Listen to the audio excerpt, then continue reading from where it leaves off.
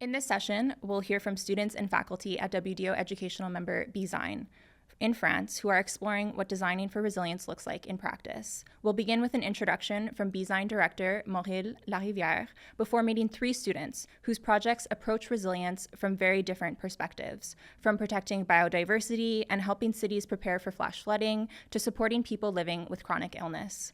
To close the session, BESIGN's Professor of Climate Change and Sustainability, Marianne Mensah, shares how the school approaches resilience as a design mindset and reflects on the important role designers can play in creating regenerative futures.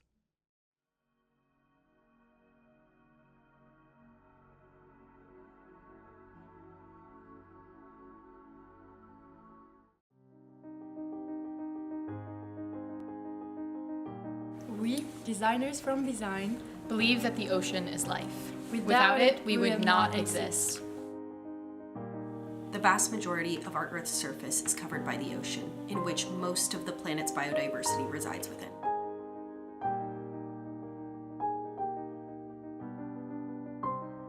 The ocean provides oxygen, water, food, health, economic resources, and much more, sustaining billions of people and countless plants and animals.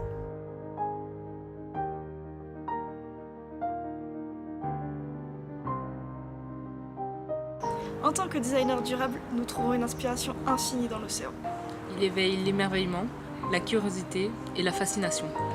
The form, system, and interaction beneath its surface both fascinate and ignite our creativity. The ocean teaches us interconnection and demonstrates the importance of balance and resilience. We must protect it. We design products, services, and scenarios that reduce ocean pollution and harmful impacts from climate change. Préserver et régénérer les écosystèmes marins. Raise awareness and inspire people. we believe that everyone can be a change maker for the ocean!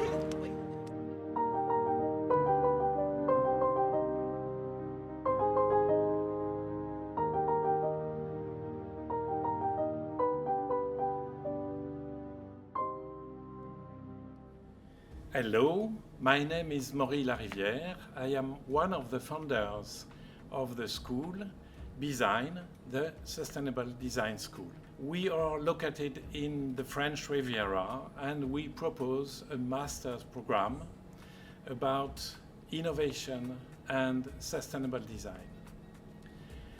Since 2023, the students are involved in a big project named Objective Ocean by BESIGN, and they developed around 10 projects to help people to protect the ocean. And on this video, you will see the presentation of 3 projects, 3 diploma projects from 3 students about different kind of resilience. Hello, my name is Lilou Tauban. I am French and American and I was born and raised in Miami. And I've just recently graduated at BESIGN, the Sustainable Design School in France, in a master's degree for sustainable innovation. Miami, like many cities around the world, face a very serious issue of rising sea levels and flash flooding events, which are becoming more unpredictable and increasing in severity. Now what this does is it submerges streets within minutes, trapping residents and individuals in flat and low-lying areas with limited safe refuge. The infrastructure today struggles to adapt to the growing concern of climate events occurring more frequently and unpredictably. Now, what I have here today and what I presented as my diploma project is 2 solutions. It's a dual solution. First, we have a flood-resilient elevated platform, which serves a double purpose. Everyday life, it is urban furniture. And during emergency, it rises through the central pole, and by floating on water, it rises with the water level. So this platform acts as a safe refuge where communities would need it. I decided to target Miami because I was born and raised in Miami and I've witnessed firsthand the effects of flash flooding and tropical storms, the effect that it has on our communities and our infrastructure. So the solution I came up with was an elevated platform that would float on the water and would be the only thing other than boats floating at the surface of the water and always there camouflaged in the cityscape in case of emergency.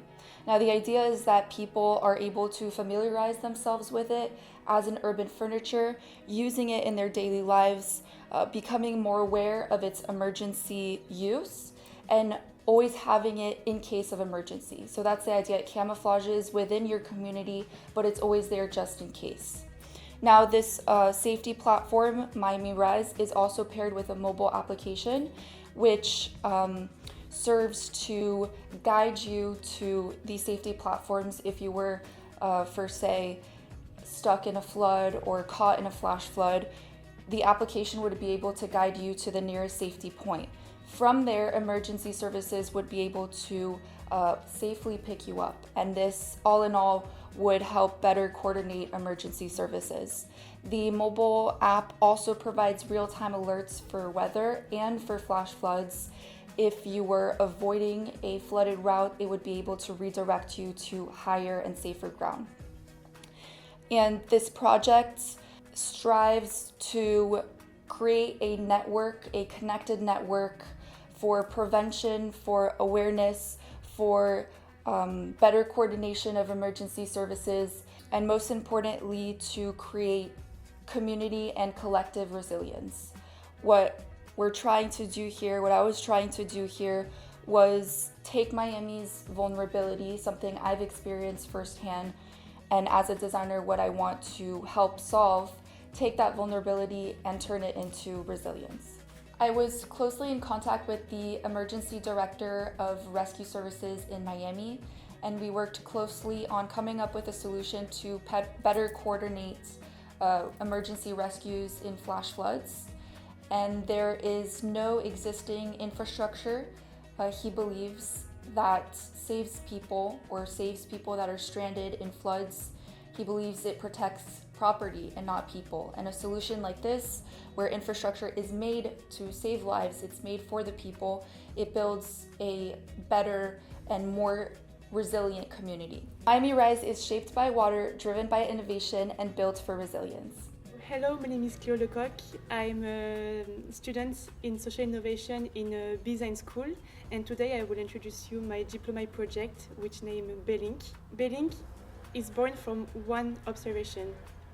1 out of 5 persons in France are living with digestive disorders. And still, there are millions of people living with chronic and invisible conditions. It means that in any biomarkers, in any medical papers, you can see that you have actually something. So 55% are feeling misunderstood, and they are often told that it's in your head. But we have to understand that the impact of digestive disorders are way more than only just a stomach ache and only a physical discomfort. It affects our social life, our work, our efficiency, and our self-perception. So this is why today we ask the question, how can design support people with invisible chronic condition in reconnecting with their bodies and gaining autonomy? That's why I create BELINK, a co-created ecosystem built around a community. It brings a person from misunderstanding of their symptoms towards autonomy. In this health journey, we can find 5 key actors. So the person with digestive disorders, the health professional, peer supporters, loved one, and other people living the similar condition. All those actors are very important because it creates this holistic approach that was missing, and it really helps to have this personalized approach. This entire ecosystem is centralized into the application BELINK. We can see all the interaction, the progress, the evolution, and it's really a bridge with all the actors. However, when a person feels pain, they still need more something intuitive and immediate, and that's where the companion takes place. This companion is divided in 2 complementary parts. The first one is a portable one, so you take it with you every day, and day after day that you will use it, It helps you to connect daily events with potential triggers. This companion is using AI, and AI now can be a tool for personal resilience and forest care. The second complementary part has two different goals. It's more for prevention, communication for the loved one and the user. The first goal is to enable an understanding and prevention for the user and the loved one. And the second one is to support daily self-tracking. Since the beginning of this work, I always work in co-creation, which means that I co-create with all the actors that I mentioned before, with the health professional, with the peer supporters, with other people who live the same as me, digestive disorders. And it's thanks to all of their feedback that I really co-create all this project, and it's thanks to them that we have this final project here. What we have to remember from this project is that it's not because you are not directly concerned by digestive disorders that someone in your environment is not. You can have an impact by not minimizing what they are feeling, by asking questions. The impact of a stomach ache is way more than only physical discomfort. And remember, it's not because the symptoms are invisible that you should feel alone. The project BESIGN is a tool for every person who is living digestive disorders, a tool of resilience. Hi everyone, my name is Aïda. I worked on my diploma project called Aïda with a classmate of mine called Sébastien Delerba. And together we worked on this project that's all about a new era of resilient ecosystems. So what we did is focus on all the wetlands that were at the core of biodiversity and how they come into play when it comes to sanctuary conservation. So what we did is create a two-part module that has two main goals, which is to capture water from the air through the top down all the way to the base in order to diffuse all the water in the biosphere. Our goal was to kind of focus on those wetlands that are really impacted by droughts and the big climate changes that we've seen over the last few years. We focused on the south of France because we're both from there. And there is a big issue in terms of droughts. We're seeing longer and warmer summers. So what we wanted to do is go in and, as designers, act and create something that could help local ecosystems and all sources of life, especially water, but also all types of life. So not only human life, but also animal lives, insects, plants, and everything else. So this module is created to diffuse water and capture water. We have something that's inspired by traditional oyas. So oyas are clay pots that are buried in the soil. And what they do is, through the principle of capillarity, we are diffusing the water into the ground on a very slow pace in order to really conserve and really help the soil and the ecosystems. In order to create something like that, we went and used 3D printing in order to create something that would be eco-responsible, because we're using products and materials that are all from the region that we focused on. We're using clays and all of and different types of biomaterials that could be 3D printed. This base is designed to release more water in times of really high drought, in order to help the soil stay healthy for a longer period of time. Aïda is an adaptable design. What we created is something that was going to work with the ecosystem that it was going to be put in.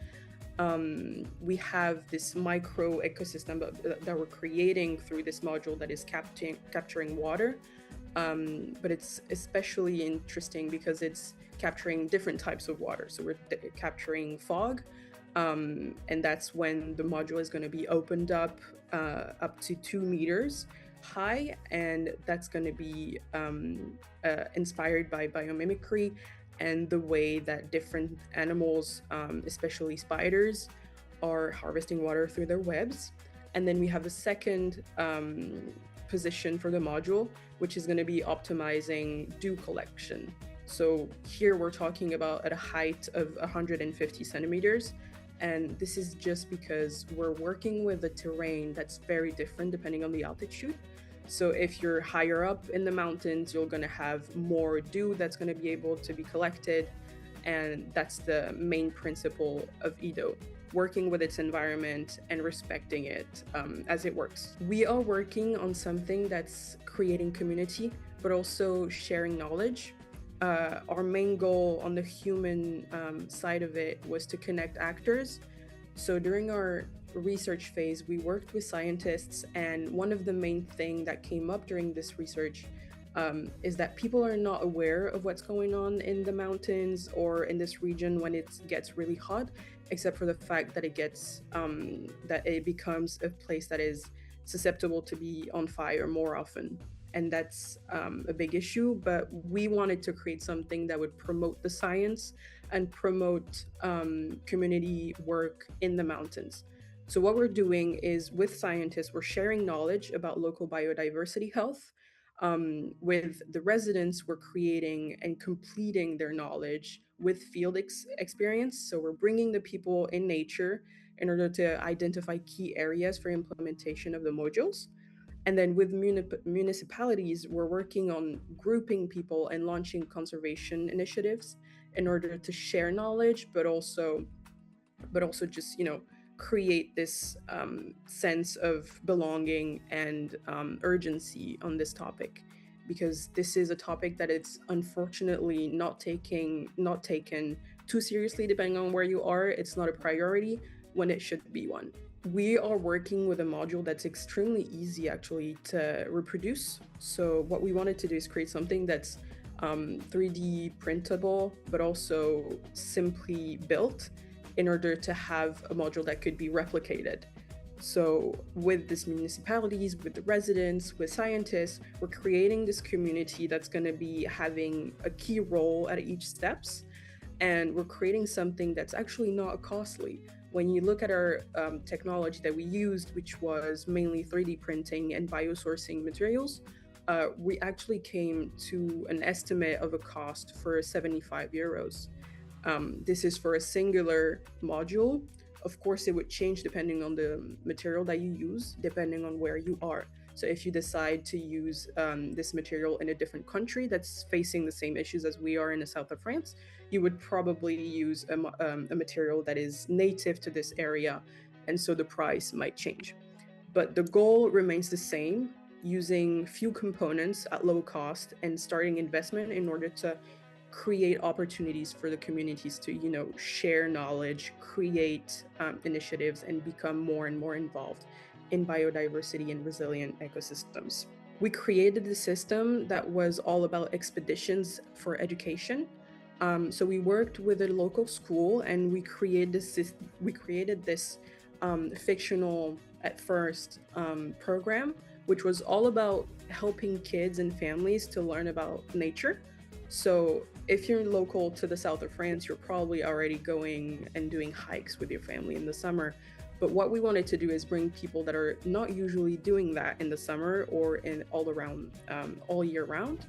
So we created something that was built on sharing a love for nature and all living things, no matter what it is. And that comes to the main goal, which is protecting biodiversity. What we wanted to create was something that was not only beautiful to look at, but also beautiful in the way that it works. And a main point of Ido is that it blends in ecosystems. This is not something that we're gonna go up in the mountains, set up, leave, and then it would look weird or, stand out. So we created something that would go with the visual language of the ecosystem that it's put in order to serve humanity, but also nature, while serving the biosphere as a main goal.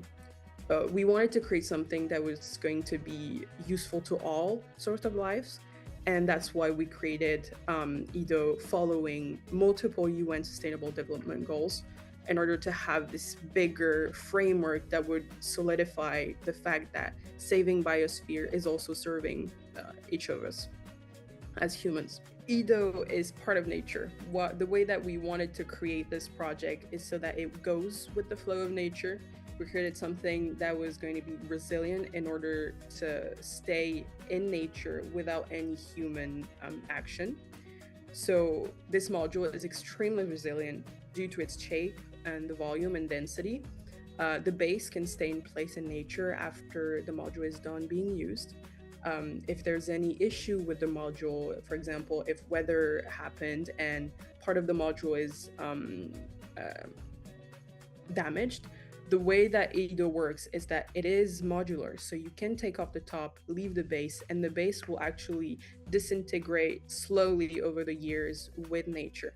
Because of the nature of the materials, we have something that's completely responsible, non-intrusive, and all of it is just for nature by nature. This is the main philosophy of our project and the main goal of our project, creating something that's not going to be imposed on nature, but that's going to be working with nature. And I think that's one of the main goal of any kind of resilient design, especially when it comes to all life-centered design. Hello, I'm Marianne Mensah, and I teach sustainable innovation at BESIGN, the Sustainable Design School. The projects that were presented to you demonstrate that designers can contribute to building resilience at the individual, local, and global level. In the corporate world, designers can have a systemic problem-solving approach, mapping impact, risk, and opportunities at each stage of the value chain.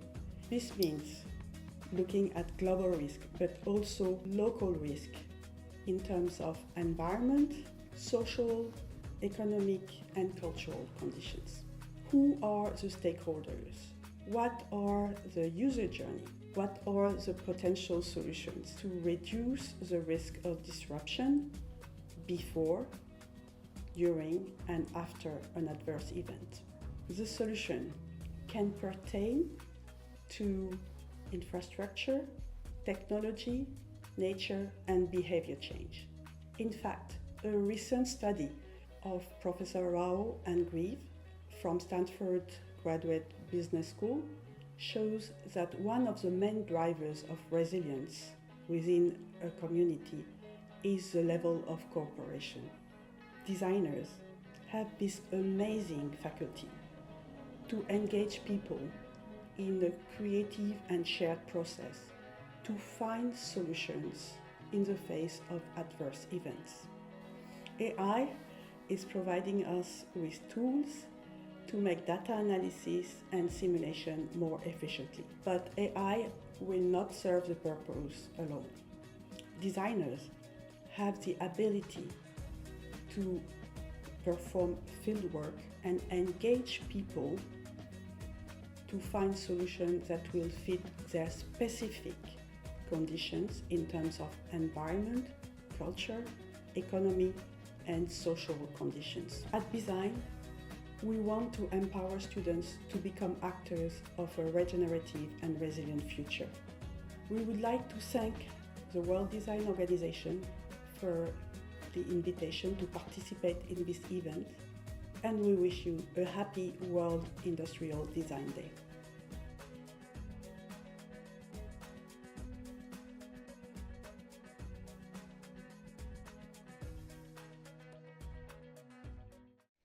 As we come to the end of today's program, we'd like to extend a sincere thanks to everyone who helped make Let's Talk Resilience possible.